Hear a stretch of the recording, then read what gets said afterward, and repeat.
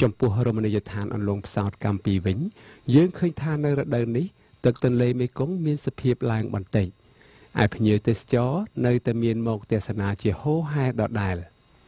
អន្លង់ផ្សោតកម្ពុជានេះគឺជាតំបន់ទេសចរមួយយ៉ាងសំខាន់ប្រចាំខេត្តក្រចេះដែលទាក់ទាញភ្ញៀវទេសចរជាតិនិងអន្តរជាតិឲ្យមកទស្សនាជាប្រចាំមិនថាថ្ងៃបុណ្យទានឬថ្ងៃធម្មតាឡើយ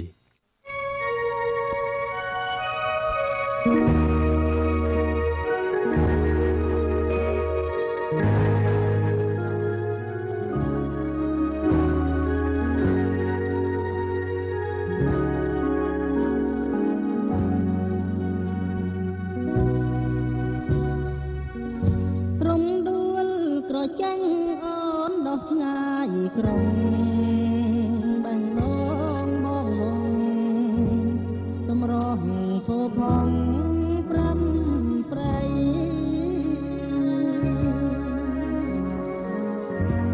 សម្បល់ស្រអែមចិត្តណាភក្តីរត់រ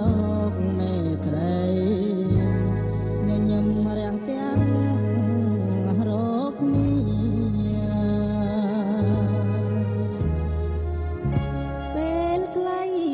ចាប់ប្រញាប់លឿនទៅបោះមិនបាននៅទុកព្រួយសោកសៅក្រមគ្រា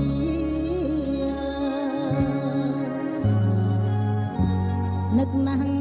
មិនហ៊ានហាមាត់លីទឹកភ្នែកខ្លោចសា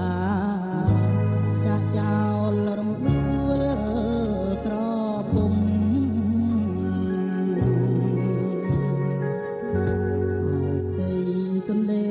ជាគេ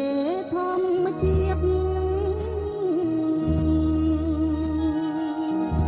លែងហា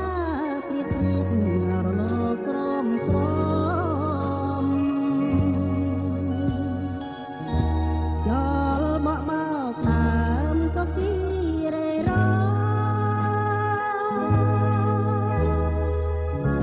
យ៉ាងឡើយខ្ញុំផ្ដាំទៅរំដួល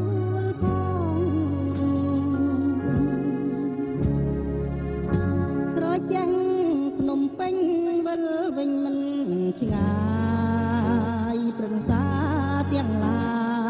យឲ្យពោសប្បាយ